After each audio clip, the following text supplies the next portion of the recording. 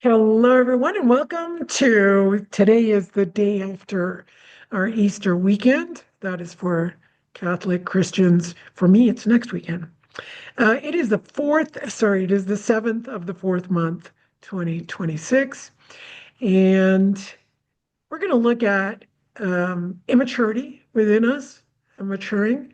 And we kind of brought up that it's a focus on the feminine, where the feminine becomes immature. Remember, there's a feminine in everybody. So that's male and female. So we're going to look at the immature feminine. Somebody also brought up there are lots of colds going around, and we'll take a look at the immune system. So since we brought up these topics, growing up, delusions, someone brought up, and we brought that down to uh, expectations. When you have an expectation in your mind of someone else and you sit around waiting as though they're supposed to meet your expectation. They'll do it one day, but it's all in your head. And when something's just in your head and you're waiting for someone else to do it and you're not communicating it, you have no idea that somebody else has other thoughts because you're just waiting for them to figure out what you think, but you don't think what they think. You don't think that you don't have to know. And I'm not talking about predicting people's thoughts at all. I'm not talking about somebody supposed to know my thoughts and I'm supposed to know theirs. What I need to know is someone else has thoughts about a subject. That's all I need to know. And I have thoughts about a subject. And then all different people, right? So when I'm working in this group and people are watching me, and I don't see everyone, I see a few of the people, and I'll get like head movements. So there are thoughts going on with agreement or maybe not agreement, or somebody starts crying, or somebody's just staring at me like, they could be disagreeing with me. I don't know, right? And then there's some people I can't even see, and everybody just kind of looks normal who's looking at me. They're not really, drawing any attention, but I'm feeling this strong energy. So it could be, what are they thinking, right? But I don't know what they're thinking, and I don't need to know what they're thinking.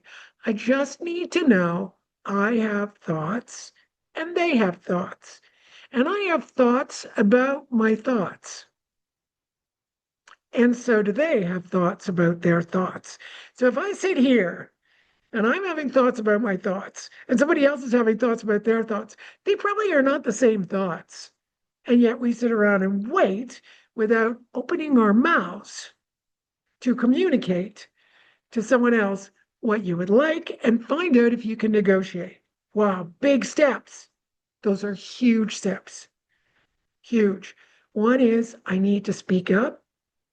We're going to have lots of thoughts about speaking up, right? Lots of them. Some of them might be valid, some of them might not be.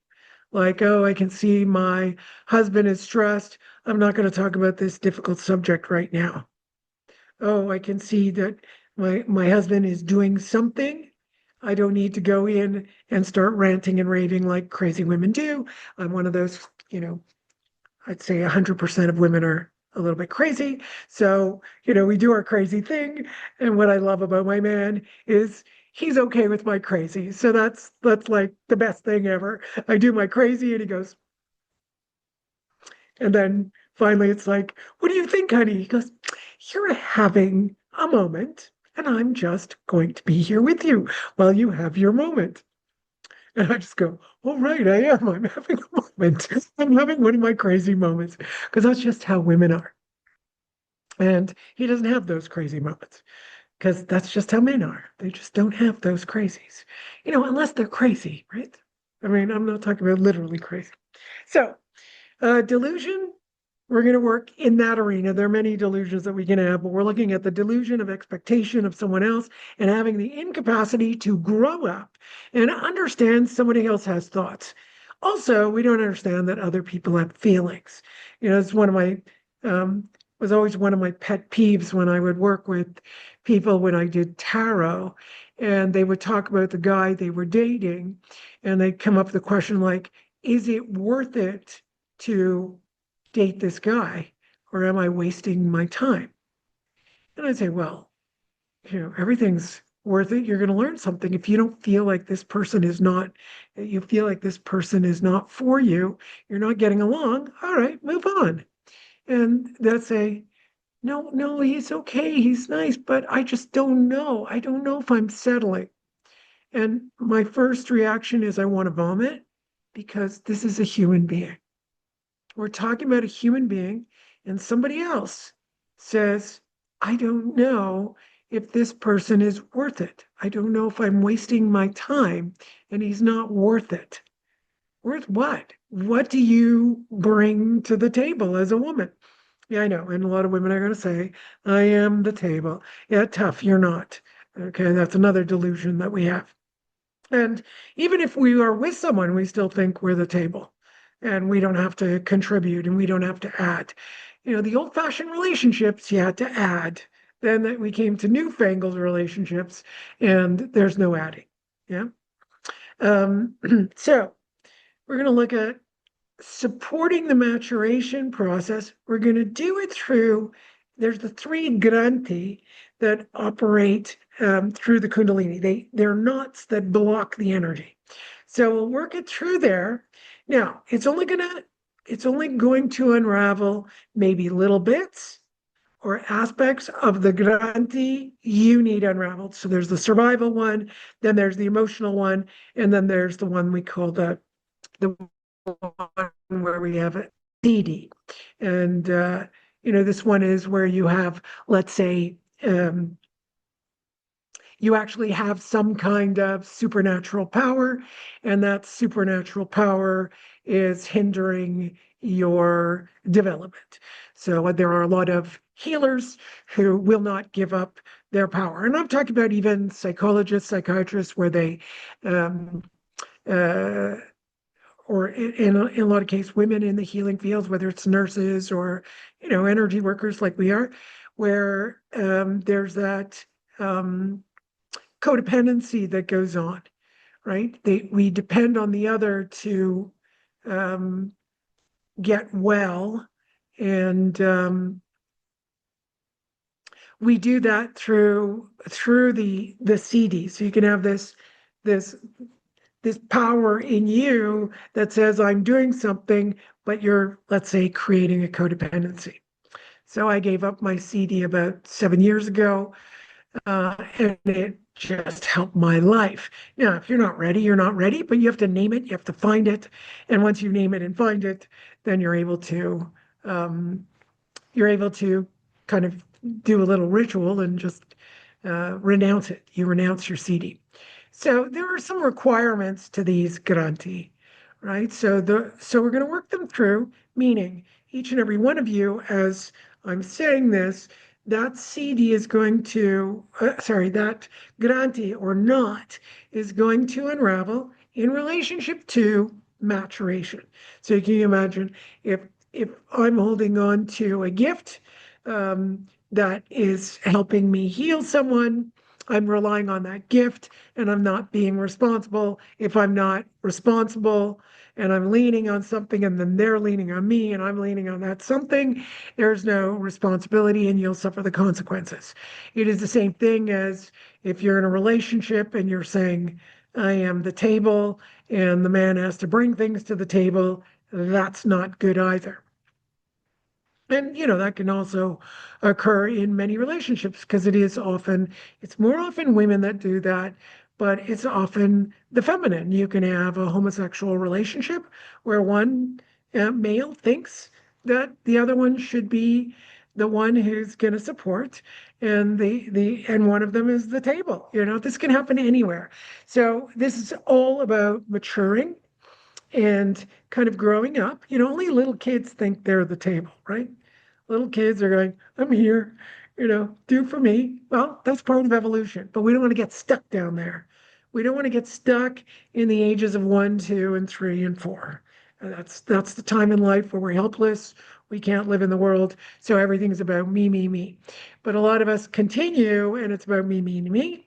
And then later on, you get into what someone brought up here, which is I have an expectation and I won't use the tools at hand, like communication skills, to be able to go and communicate with someone else and go through.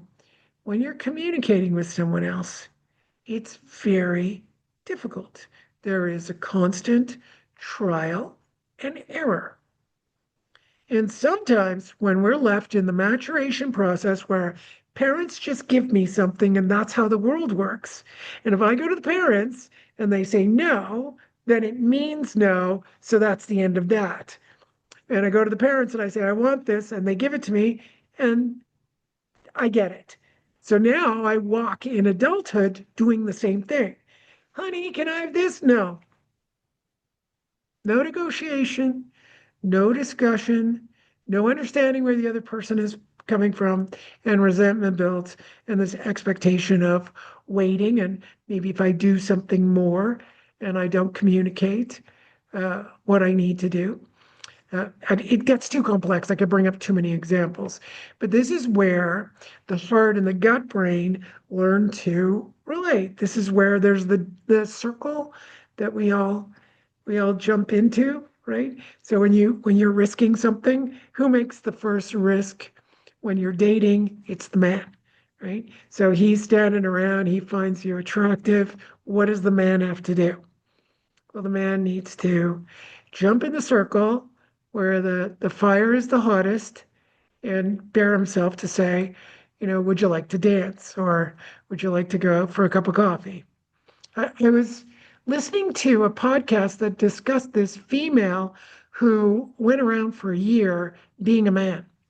And I think she committed suicide at the end um, of the experiment because it was so difficult. She said it's just too difficult to be a man. It's just way too hard.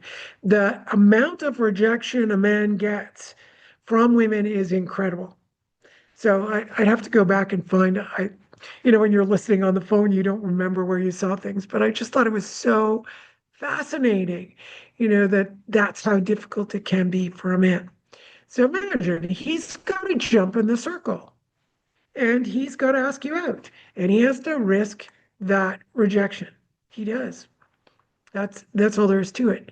And then we turn around and we've got to start doing the same. We have to put ourselves in the middle and figure out, where we're going to get burned. And sometimes we step out of the circle. Of course we do. You're going to jump in, you're going to have a negotiation. I see it happening every day, or not every day, but, every so often in my relationship, I say something, do something, and I'm not happy with the response, and I jump out of the circle, and I'm like, hmm.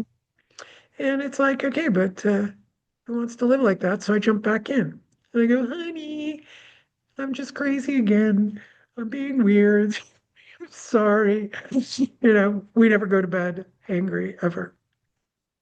So, it's up to you. I mean, I got to mature really well before I got into my big relationship, but it would be nice if we were doing that younger, that we're able to do that in our teens, that we're able to do it in our 20s, rather than, waiting till we're in our 40s and 50s to figure out this is how you have a relationship. So that's what I'm working through in the Grante. Now we do have another request, which was for colds. So I think I need to do that separately and add it to the session, right? So I am going to kind of tag this on as if I don't grow up, I am going to be more stressed. So imagine I'm not growing up, so I sit and wait. I'm waiting for everyone else to do the growing up. I'm waiting for everyone else to come around. It's very stressful. It is very stressful to blame others. It's very stressful to sit in victim mode. So it's scary to get out of victim mode. It really is scary because you got to stand on your own 2 feet. You got to pick up your cross and bear it, right? You've got to carry that burden. And it's, as Jordan Peterson says, carry the biggest one. You got to carry the biggest burden that you've got. Pick that burden up and carry it. And we don't like to do that. We just don't like it. But it is the best way to grow up. You carry it, you figure it out, you resolve it. When you defer it, I would say that is delusional, stresses the system. The Granthis do not dissolve. We remain in the lower consciousness of the 3 lower chakras. And yeah, we get sicker and sicker. We do not create a strong consciousness in the body. The consciousness becomes weaker and weaker, so we become sicker and sicker. Okay? So let's get that all together. We're going to work with the connection of this consciousness and maturation to the immune system. Okay, so that's if the brain is able to operate the immune system really well, and you know, we can be immature and we can, I mean, you can acknowledge that for yourself. I keep looking at, levels of let's say consciousness and look for where I get stuck. I just keep looking for it. Most of us, go, no, I'm over here. Yeah, yeah, yeah. I'm really up there. And we do this and we kind of go, I can't believe you're down there. Like, oh, how could you be doing that? Like, look at all the political commentary. People are like, how could you not see this? And how could you not see that? And how can you do it? I'm guilty of doing that. I'm like, I can't understand how people don't see certain things. And they're going to say the same thing about me. I can't believe you can't see certain things. It's like, okay, so explain it to me. Explain it to me. I'll explain it to you. You explain it to me. And this is where you can find out who's growing up, right? So when I do it, I think it's really immature. But when I find I'm standing and I go, well, why don't you explain it to me? And they can't, that's when I go, oh, so that is not, that is a collective. That is part of the collective, which is really important to know. So, for example, um, one of the things I was saying is you can have ill health if your consciousness is low. Yeah, but you could also have ill health even if the consciousness isn't low. You could be in a car accident, you could have fallen in your life, you could have been, overly stressed, have, multiple stressors hit you in your life. And you could have genetics, right? There are several reasons.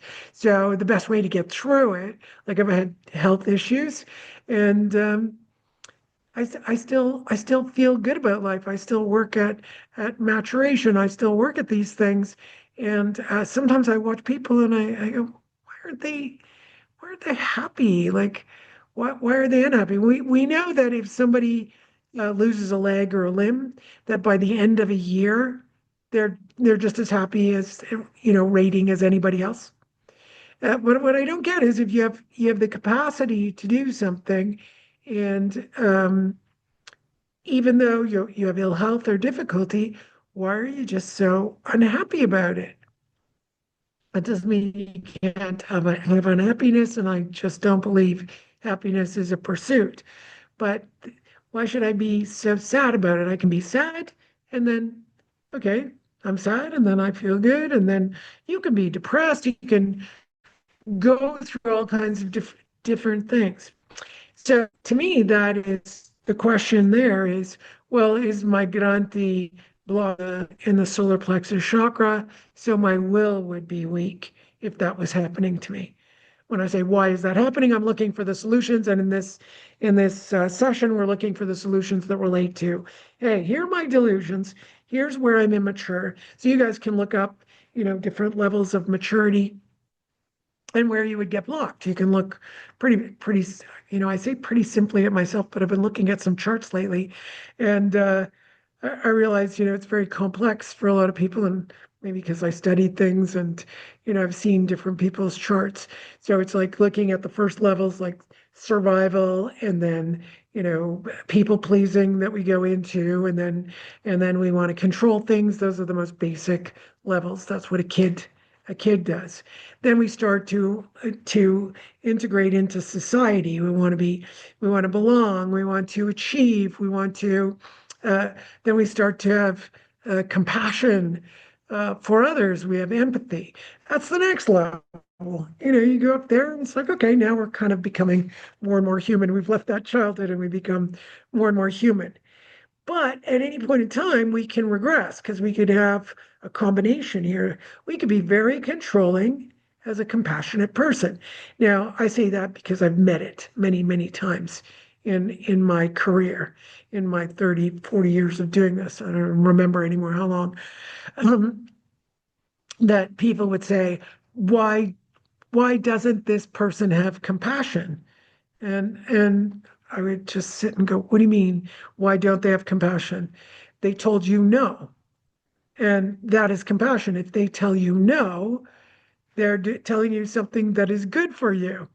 But the immature person says, why are they saying no? They don't care about me. They should care. So to me, I think that caring and compassion have been conflated. And there's also empath. I really, have lost the understanding of what the meaning of empath is. To me, it's just feeling somebody else's feelings. But now people kind of use it in ways that has an involvement with caring. Again, control, uh, feel goodness, like, oh, I feel what you're feeling. I can feel what you're going through, blah, blah, blah. And I know the solutions to it, and I care so much. No, no, it's not pleasant in my mind and my feelings. Feeling other people's feelings is pure hell. I have a hard enough time with my own. Feeling other people's feelings is no, it has no thoughts. It's just they're having a feeling. That's it. Now, you could say that's not the right definition. Well, good on you, but that's how I experience it and see it. And I think I'm very influenced by Star Trek, where the empath would be lying there debilitated because she was feeling everybody's feelings. How can you do anything when you're feeling everybody's feelings? And I remember I would be waiting in my office, and every time this client was coming, it was happening for a really long time, and I didn't notice. But I would just be doing like notes and answering phone calls, and I'd feel really, really angry. I'm like, what's going on? And it took about 6 to 8 months to realize, oh my God, I'm feeling this feeling before this client arrives. And then one day I realized, oh my God, it is this client. It was so it was so crazy that your whole life can be influenced by somebody else's feeling. Like it's just, yeah, I mean, obviously it's in my body and I need to be responsible for it. Yes, it's happening to me, but I can detract, I can move away. I do not need to go solve the person's feeling. Okay. So another level of maturity. Maturity is really I need to get beyond that I have to do something about every single feeling that is going on in the world, and that I need to express how much I care about that feeling. That is just, self-righteous, self-aggrandizement, and also the sense of egocentrism. We're in a period of it's all about me and what I feel about things, and I'm going to tell you what I feel about things, and we're going to get you to fix it. I want you to fix it. No, okay, that's what we're doing here. Here is about us. This is about I need to mature. So here I'm doing this for everyone and whoever gets to listen to it. But the starting place is with me. If I haven't matured in certain areas, I don't think you'll ever be able to understand it from me. You'll have to get it from someone else. So this is what we're doing. We have to do it for ourselves. As within, as within, as above, so below. We know these laws of the universe. We know that you could put it down to a basic developmental level, that my reactions to the world and how I go out and deal with the world is going to influence the people around me. It's going to influence the world. Is it not? That just makes sense. We're just going to influence things. Very simple to understand that. So if I'm in a bad mood and I'm yelling at people, well, we're going to get a little trouble out there, right? Maybe somebody will smack me in the face, or somebody will yell at me, or somebody will follow me and smash my car. Sure, that's going to happen. Action, reaction. We know that. But if I'm learning to grow up and relate to the world in a very different way, oh, maybe we could have huge change everywhere. Okay. So that's societally, and we want society to be good. I think, I don't know, does anyone have a head nod? Do you want society to be good? Do you want to have a lovely exchange? I'm getting a couple of head nods here. Maybe some of you don't care, but I just like the idea that I can go out and talk to my neighbor. I like the idea that I can go, ask my neighbor for a cup of sugar like we used to do in the old days, or they can come and ask me. I like the idea of knowing that, you know, if I have a neighbor who's starving, right? Can you imagine? I don't think they are. That's not the way that North America is at this point. It's not the way it works. But let's say it was, and somebody just didn't have enough food. I would love to know they'd come over and ask me for some food. I would love it. I think it's great. You know, I think it would be wonderful. All right, so hold your grantes. So we've got the upper one is going to be this whole area. It's not everywhere there. We've got one under the solar plexus to the heart, and we got another one in second chakra. So you can just kind of feel around and go, where are the? I can feel like different chills of where they all are. Now I've had mine unraveled by someone. I've done a lot of work, but I still feel like they just don't completely unravel. And I feel as though I can't validate this, but it's definitely a strong feeling that my grantees are going to unravel with my maturation process. Okay, the ability to grow up and be an adult in the world. Okay, and also I do want to bring in, as I mentioned earlier, that there's genetics. This is really important because genetically we're going to have memories, right? They're proving this now that we inherit our memories. Right? So those memories can through we might be having to help the maturation of our lineage, which is also going to help society, right? And then we also have the um, my internet connection is unstable, even though it's hardwired. Uh, and the last one would be, yeah, I don't know why this is coming up, but genetic, physical issues, right? Like everyone's got a different thing in their family lineage. Mine is spine. Everything's all about spine. My grandfather was spine. We don't have cancers. We don't have heart conditions. We don't have any of those things. But spine, it's just really not not good. So that gets passed down from generation to generation. So you can focus in on what is your prevalent issue. So I'm going to focus on spine and correction of the spine. And you can focus on what yours is, whether it's cancer, whether it's, you know, um, Parkinson's, whether it's dementia, sugar. Sugar is a big issue because sugar is precursor. They're saying now it's all about metabolic function, right? So the metabolic function of the cell, if we've got diabetes in any form, too much sugar in the body, well, that leads to Alzheimer's, dementia, so many different diseases they're saying comes from sugar. So let's do sugar too. We all have a little sweet tooth once in a while. All right, breathe.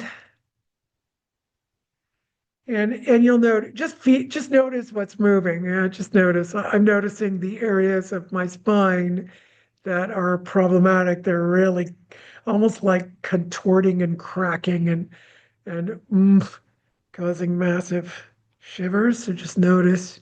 Could be in a cell, it could be on your skin, it could be in an organ.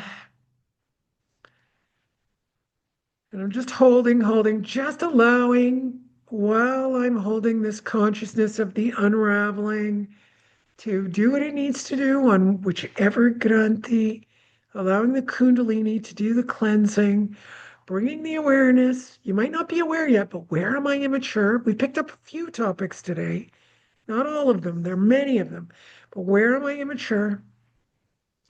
Where do I, what's it called? Where do I where am I irresponsible? Meaning, where do I abdicate responsibility? And responsibility even though I am not the cause of my genetics, I still need to be responsible. So I'm not the cause of my spine, but I can be responsible for taking care of that spine, right? We may not be the ones who, let's say you have a car accident and you get hurt, right? And you're in the back seat of the car, you weren't even driving. It's like, okay, I wasn't responsible for the accident, but I'm responsible for taking care of this body after the accident, right? So things happen. We still need to take responsibility. Okay, something else is coming in that because what I'm talking about in some ways relates to people born before cell phones. So we could divide that up to the original cell phones. Remember those big bricks that people had? That was not really important as the smartphones. So flip phones, that kind of thing, don't really count. It's the smartphone that we need to separate things. And the children that are born with cell phones and iPads and things like that in their hands, because it's very, very severe, the anxiety. What I'm talking about today, I feel like they're not really going to get, which is fascinating to me. And we don't have anyone here that is in that space. We've had a time enough for our brains to develop where we did not have that object in front of us. So I was thinking earlier today that we should do something on the addictive process, but I'm not going to do that. But I do want to. Um, I'm not even sure how to do this. I'm just looking at these young people who were born with a cell phone in their hands, basically, and before, because what is it? I think it's 2005. That, that is where around there where oh, did we have smartphones then? Maybe not. It's a little bit later, but there's a point where the the the generation that was existing in obviously the probably 2010s, they're the anxious generation, right? Oh, okay. So what I want to do is just, especially for those of you who have kids and kids, we're just going to divide this up. If you could hold this energy, what we just did is for people who actually were able to go out in the world and fend for themselves and play in the street, and then there's the generation who is just stuck in front of this cell phone screen, and they're not going to be able to evolve. Even what I'm working through here would even cause them anxiety, like even the idea that you're responsible. It's so overwhelming for them. So what I want to do is add some torsion fields. So those of you who found this session, um, like, oh my God, that's a lot. Just feel into, we're going to support you, all the older generation, right? As older people here. So we go from quite young, older, like 30s, let's say, all the way to uh, 80s, I think. And we want these people to support you to unravel where the brain is wired in a way that is connected directly to the amygdala complex, and it's hijacking the capacity to take responsibility. Wow, that's really big.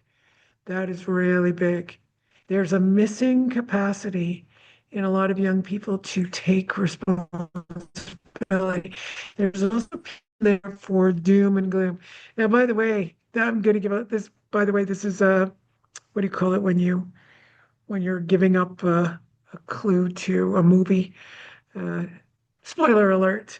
I did a tarot for the 17th of April, and I asked what's in store for the world. So here's a little preview.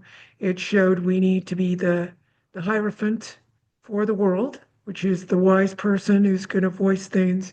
And in this particular card, he was holding a huge cross, which is we have to bear our cross and responsibility. And the last card was very disappointing. It was the Tower. So that was prediction that we are going to go through destruction. We're going to be destroyed. And it'll just get worse and worse. Now, of course, after the Tower, things can get better. But where we're headed, I don't know how many years, I don't know when, but we're not headed in a good direction.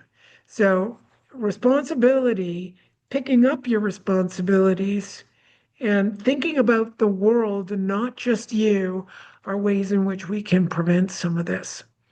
Uh, just looking at yourself, not picking up your responsibilities and not thinking about the world, well, yeah, we're just going to be egocentric little individuals, and we will, even if there's no war, we'll just fry out because it's all going to be about me, me, me, not about anybody else. So let's help those young people be able to thrive here and understand the world is good. Go touch a tree, go put your feet on soil as much as you can, especially for city dwellers. We're a mess, us city dwellers. I love it that I get to, have this gift to be in nature all day long. You can see I'm looking out at green, I'm looking at trees. I just walk right out. I can look out, I can walk out. I've got, every time you see me look to the side, it's because there's some gorgeous lizards going by. I get to see owls, and I saw a woodpecker yesterday. It's just incredible. Whereas at home, it's just house, house, house, house, car, car, car, car. And I do live in a neighborhood with trees and parks, but man, it's just, uh, you don't go out and hug the tree because somebody dumped their garbage next to it, like. So I hope that helps all of us. Um, I think my focus in these sessions has been for the individual to help the world. But today I feel like it clarified for me that we are really here to help our neighbor. We're really here to help the guy down the street. That's what we're helping ourselves. Why would we even do that? Well, you don't have to, of course, but I would do it because it's going to benefit me. It's going to benefit my family, and it's going to benefit your family, and we're going to have a better world to live in, right? It sounds a little bit like, when I was a kid in the 60s, I was just into make love, not war. I didn't know what that meant at the time, but I thought it meant love people when I was a little kid, very naive. And I used to like walking around with daisies and putting them in, walking by people and go, make love, not war. I didn't know what I was saying. I just meant love, not war. That was it. And I feel like I'm back there, before the 60s became, a selfish kind of revolution that really was not legitimate. I had no idea it was about drugs. Still when I see it to this day that the 60s and 70s were the drug era, I'm like, oh my God, where was I? I just, nothing, zero. 70s did not do any drug whatsoever. Yeah, it just never really did any. Until now, marijuana is legal, so I tried it, and it's okay. So yeah, fascinating. But that influence, I think, is really big, and I think we want to do that. We want to have compassion for everyone and include everyone without being honest about what we need to do so we can encourage and support other people to get better, and not just the people you think should. The ones you think are. We don't just support the victims. We have to support people who are good at doing things so that they can continue doing it. You cannot. That is not compassion. That is not empathy. People are good at doing things, that are amazing at doing things. We want to support those people as well. When I see somebody who's doing really well online, I support them right away because I want them to continue their work. I think they're good for people. I don't support people who are terrible online. I don't even like to watch their content. And even when a guy I like is watching that content, sometimes I won't watch it. just because let's say I like someone and they put on content that is not nice, I don't even watch that.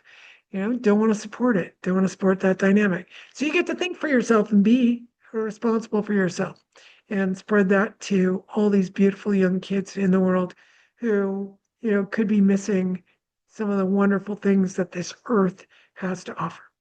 Okay, love you all. Have a great day, and I will see you next week. Bye.